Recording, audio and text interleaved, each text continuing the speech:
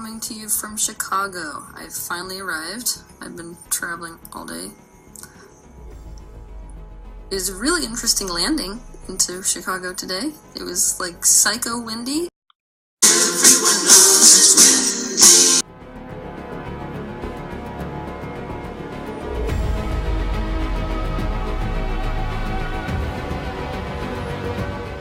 Everyone knows it's windy.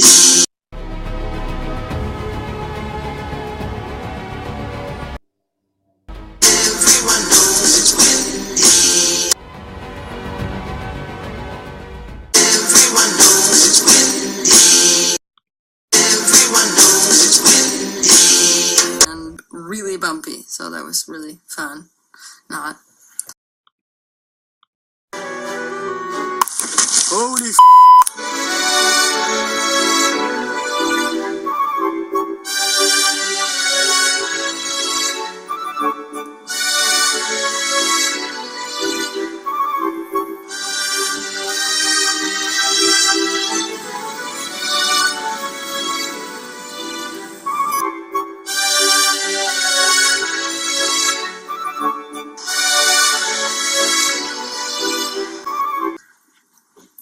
I have been thinking about emotional orphanry since being in this city.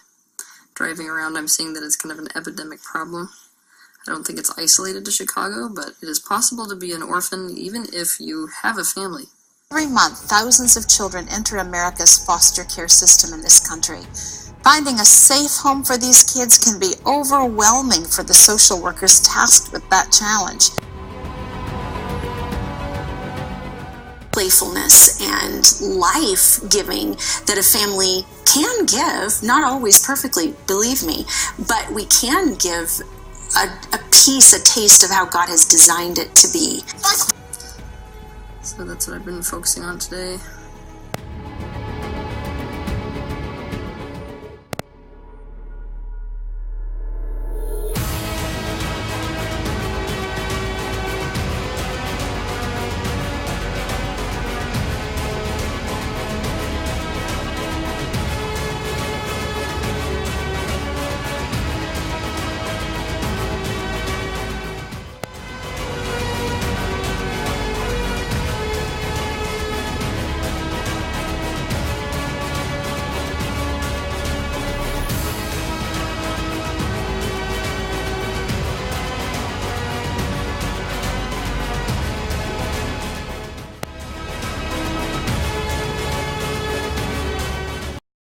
Well, you know, Mercury's in retrograde. It is dragging me along with it. Okay. Semicolons keep changing into winky eyes, and somehow the letters on my keyboard changed into Cyrillic. Affected by the Mercury retrograde. I was working on my manuscript and something happened to it, and I still have to send it out to the newspapers. Wish me luck because I have to rewrite my manuscript before it goes out. This whole Mercury retrograde thing is, it's really scary. Aled said Mercury retrograde, it's screwing up everything. What? Mercury what? What is this? Is this a virus or something? Are they okay? I don't know what it is. She said Mercury retrograde. Why don't we just Google it? Okay. I've never heard of that. Oh my god. How to survive Mercury retrograde. I started to read about Mercury retrograde and everything clicked for me. All of a sudden I realized it's not my fault. It takes a lot of effort to be fucking happy in fucking Mercury retrograde. And all I can fucking say is, Mercury retrograde can kiss my fucking ass.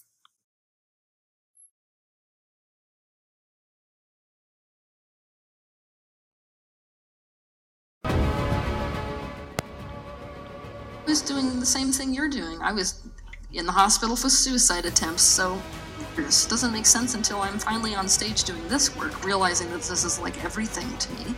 I love this.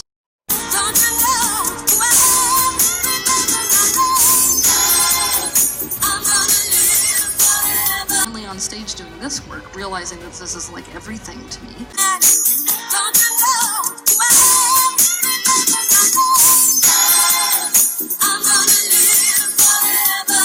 You need to have a heavy degree of compassion.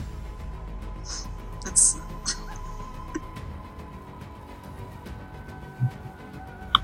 I don't... See, no, that's the thing. It's so interesting that you say that, because I always felt like growing up that I was like a psychopath. Like I was like one notch away from being a serial killer. It was like, oh, I'm almost there, but I'm like, you know what I mean? Hey, what if I told you I was the same? Hey, what if I told you I was the same? Hey, what if I told you I was the same? Yeah. You know what though? I think that's what really, I got that though, not in a bad way, but like I understood that, like that from your blogs. I was like, this is why I have never read anything from someone that like was just that open and candid about like that. Would you like to know why? Yes. Most of us are not open and candid about this because it's basically career suicide for a spiritual teacher. I don't want to hear that you had thoughts about killing people when you were a teenager. Hear that you had thoughts about killing people when you were a teenager.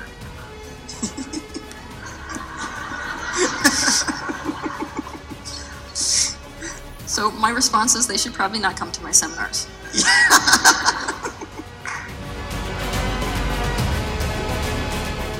The same fantasies, and I'll admit that sometimes like it is the only way that I can feel any sense of relief. Mm-hmm.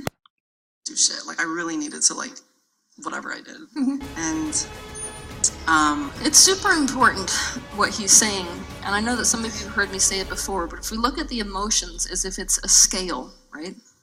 And you've got all of these super low vibrational frequencies at the bottom, like guilt and powerlessness, right? Then if you look at the very next logical step out of that, what you're looking at is the anger vibrations, like rage, like revenge. That's actually a vibrational increase from the vibration of total powerlessness. So a lot of the issue that we have in the world is that we would look at somebody, let's say you walked into a psychologist, as a therapist.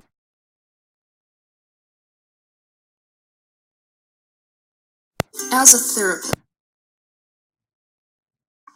Now, if you said you had these thoughts, basically, about, you know, of these fantasies because you're feeling powerless, we wouldn't recognize that as powerlessness. We would recognize that as a disorder. We tell you how bad you were. We try to put you on a lot of medication. Now, the issue here is that when you have somebody who's trying to move right from a space of total powerlessness into a space of revenge or rage, which is a knee-jerk reaction to try to feel more empowered, we're just not recognizing things like guilt and powerlessness as a lower frequency than rage and revenge. So instead of encouraging people into those thoughts and encouraging them through those emotions, we're catching them in this holding pattern, which is where you see the majority of criminals and then being pushed by society back down into powerlessness and grief. And so they're constantly here until there's so much energy built up here that I need to act on my emotion.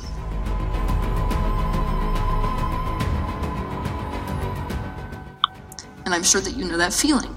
The interesting thing that we find when we educate people on how to move through these feelings and to allow themselves fully to have them